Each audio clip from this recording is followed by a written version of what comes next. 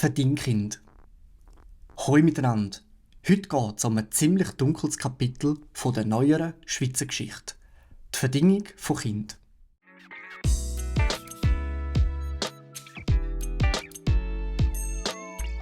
Zuerst einmal möchte ich den Begriff Verdingen oder Verdingung erklären.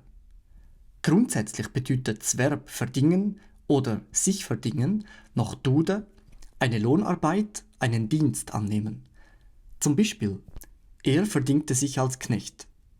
Oder sich bei einem Bauern verdingen. Also im Prinzip sich selber für Arbeit zur Verfügung stellen gegen ein meistens kleines Entgelt.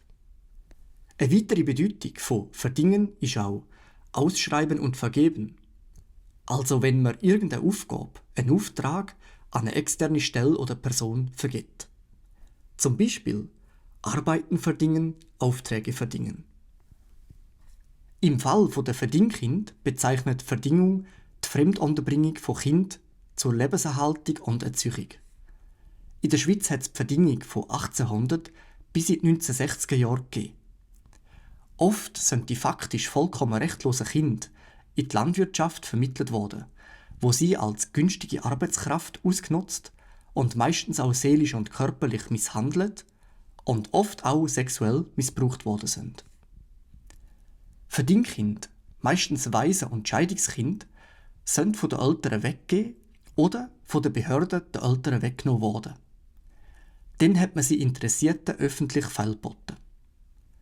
Bis zum Anfang des 20. Jahrhunderts sind die Kinder oft auf dem Verdingmarkt versteigert worden. Der Zuspruch hat dann die Sepp-Familie bekommen, die am wenigsten Kostgeld verlangt hat. Betroffene beschreiben, dass sie auf solchen Märkten wie Fech abtastet worden sind. In anderen Gemeinden sind sie wohlhabenderen Familien durch einen Losentscheid zugeteilt worden. Zugeloste Familien sind gezwungen worden, solche Kinder aufzunehmen, auch wenn sie eigentlich gar keine wollen. Die Kinder sind dann meistens auf Bauernhöfen eingesetzt worden. Dort sind sie oft wie Sklaven behandelt worden und für Zwangsarbeit ohne Lohn und Taschengeld eingesetzt worden. Nach Augenzeugenberichten von Verdingkindern sind sie häufig ausgebeutet, erniedrigt oder sogar vergewaltigt worden. Einige sind dabei ums Leben gekommen. Misshandlungen sind nur sehr selten verfolgt worden. Wenn solche behördlich festgestellt worden sind, ist den Pflegeeltern lediglich das Recht, neue Verdingkinder zu erwerben, für 5 Jahre entzogen worden, ohne weitergreifende Konsequenzen. Die Verdingung gilt als eines der dunkelsten Kapitel der jüngeren Schweizer Geschichte. Erst in den letzten Jahren haben die Medien das Thema intensiver aufgegriffen, nachdem es lange Zeit verdrängt worden ist. Die genaue Anzahl von Verdingkindern ist unbekannt. Nach Schätzungen sind es Hunderttausende, die bis in die 1960er Jahre verdingt worden sind. Vor dem Ersten Weltkrieg sind laut dem Berner Historiker Marco Leuenberger im Kanton Bern rund 10% von allen Kindern verdingt worden. 1910 sollen etwa 4% von allen Schweizer Kindern unter 14 Jahren verdingt worden sein. Von 1,17 Millionen Kindern sind da 47.000.